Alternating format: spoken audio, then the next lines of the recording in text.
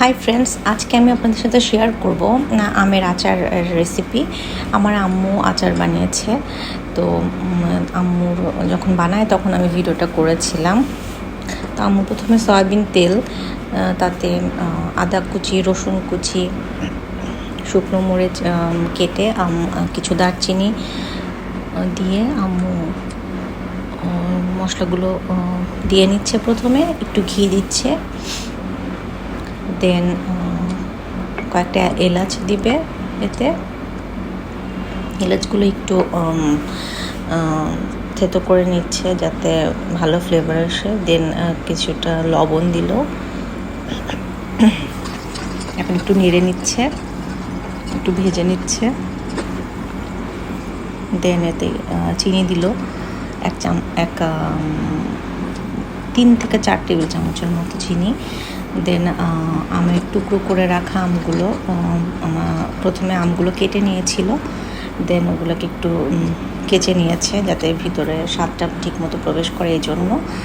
দেন চিনিটা যখন গলে কিছুটা পানি বেরিয়ে এসেছে, তার মধ্যে আমের টুকরোগুলো দিয়ে দিচ্ছে, কেটে ধুয়ে রাখা আমগুলো।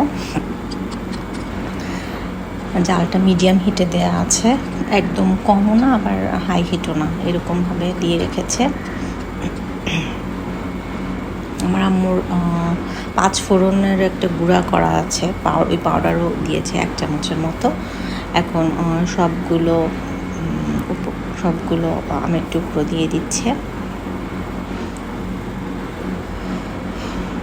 লেয়ার করে একটার পর একটা করে এভাবে দিয়ে দিচ্ছে।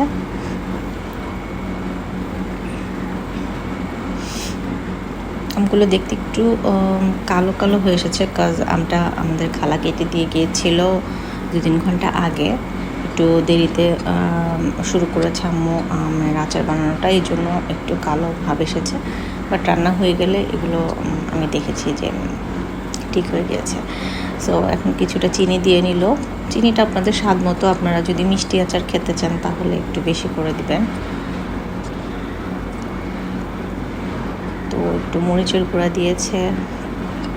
এখন আস্তে আস্তে একটু উল্টিয়ে নিচ্ছি, আমি উল্টে দিচ্ছিলাম, আম্মুকে একটু হেল্প করার ট্রাই করছিলাম। আম্মু বলেছিল আস্তে আস্তে করে উল্টাতে, সেটাই করছিলাম, সেটাই চেষ্টা করছি। এই তো আচারটা প্রায় হয়ে এসেছে, আর কিছুক্ষণের মধ্যে আচারটা নামিয়ে ফেলতে পারবো আমরা। তো আজ এ পর্যন্তই, আল্লাহ হাফেজ।